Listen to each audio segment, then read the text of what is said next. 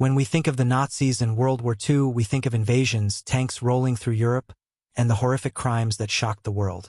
But behind the terrifying war machine of Hitler's regime was something even darker. An open secret that pushed soldiers and officers to fight beyond human limits. Methamphetamine. Yes, meth. In today's video, we're going deep into one of the most disturbing aspects of Nazi Germany's war machine, their massive state-supported use of drugs to fuel their soldiers. This is the darkest side of the Nazis on meth. And fair warning, some parts of the story are truly hard to hear. To understand how the Nazis became one of the first militaries in modern history to use performance-enhancing drugs on a huge scale, we have to go back to the late 1930s. At the time, Germany's pharmaceutical industry was booming, and one company, Temmler-Werke, developed a new wonder drug, methamphetamine, marketed under the brand name Pervitin. Back then, meth wasn't seen the way it is today. There were no Breaking Bad warnings, no images of destroyed lives. Instead, it was advertised as a miracle pick-me-up for exhausted housewives and stressed-out workers. It made you feel awake, focused, unstoppable. And when the German high command heard about it, they saw something else, a weapon.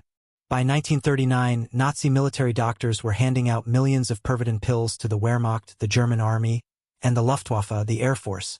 They called them Stuka-Tabletten, named after the fearsome Stuka dive bombers, because they gave pilots the ability to stay awake for days during long missions. Soldiers on the front lines were given Pervitin to push through grueling marches, freezing nights, and endless battles with no rest. Historians estimate that German soldiers consumed around 200 million pills of Pervitin during the war, a staggering number that turned an army into a drugged fighting force. The impact was immediate and terrifying. In 1940, during the Blitzkrieg, the lightning-fast invasion of France, German tank crews and infantry units popped Pervitin like candy. It kept them awake for 3 or 4 days straight, pushing deep behind enemy lines without stopping to rest. French and British defenders were stunned. How could these German troops fight all day and night, pushing tanks through forests and villages without sleep? They didn't know that the unstoppable Nazi war machine was driven not just by steel and ideology, but by a chemical high. But there was a dark cost.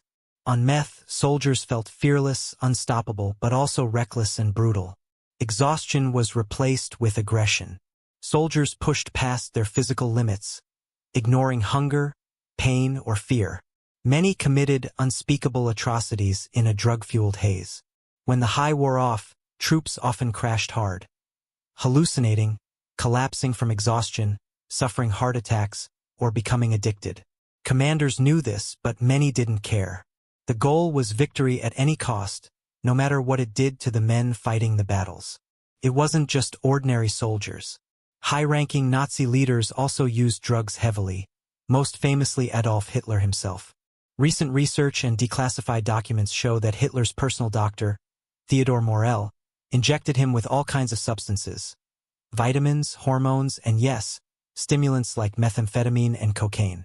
Historians believe Hitler became dependent on these injections, using them to keep up his frenzied energy during endless meetings and speeches.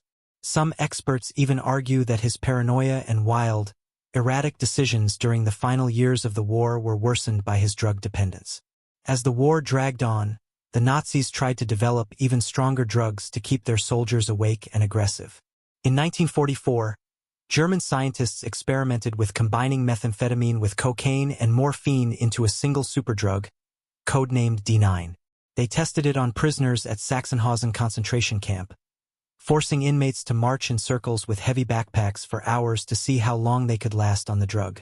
This was science stripped of humanity, aimed at squeezing every last drop of energy out of human bodies, no matter the cost. Thankfully for the world, the D9 drug never reached the front lines before the war ended. But the fact that it was developed at all shows how far the Nazis were willing to go. While Nazi Germany fell in 1945, the legacy of their drug use didn't disappear overnight.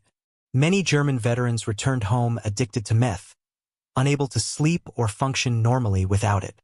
Some black market networks continued to traffic leftover pills in post-war Europe. Meanwhile, Allied militaries, especially the British and Americans, also took note. During the war, they too had experimented with amphetamines to keep pilots awake and soldiers alert, although not on the same massive scale. After the war, amphetamines and methamphetamines spread into civilian life worldwide, fueling decades of addiction problems that we're still fighting today. The story of Nazi Germany's drug-fueled war machine is more than just a dark footnote in history. It's a lesson about how blind ambition, ideology, and total disregard for human life can combine with science to create something horrifying. It's a reminder that drugs have been used not just for escape or profit, but as weapons to turn ordinary people into unstoppable and often uncontrollable tools of war. Today, historians, doctors, and researchers continue to uncover just how deep this chemical experiment went. Documents reveal that military doctors reported soldiers becoming violent, unpredictable, and even suicidal when the drugs wore off. Some units collapsed after Blitzkrieg campaigns ended. Soldiers physically couldn't fight anymore without the pills. But by then, the damage was done. And here's the chilling part. The idea didn't stop with Nazi Germany. During the Cold War, both the Soviet Union and the United States developed and tested so-called "go pills" for pilots and special forces, stimulants designed to push human endurance beyond natural limits. Some versions still exist today. Fighter pilots in modern wars have reported using amphetamines during long missions, a direct legacy of the dark lessons learned back in the 1940s. As we wrap up, remember, the history of World War II is full of stories of courage, sacrifice, and resistance, but also of manipulation, inhumanity, and secrets like this that took decades to fully come to light. The Nazis didn't just fight with tanks and guns. They fought with pills and syringes that turned their soldiers into something unnatural. For the men who took these drugs, many had no choice. Orders were orders. But the cost was horrific, both for their victims and for themselves. So next time you see old footage of Nazi troops pushing through Europe with machine-like speed, remember what was really driving them. It wasn't just ideology or fear or loyalty. It was also a tiny white pill called Pervitin. Behind the uniforms, the flags, the propaganda, there were ordinary young men driven to extremes by a regime that saw them not as people, but as tools to be used up and thrown away. If you found this story important, please share it. History isn't always easy to look at. Sometimes it's downright disturbing. But we need to remember it honestly so we can learn from it and see how easily power and science can be abused.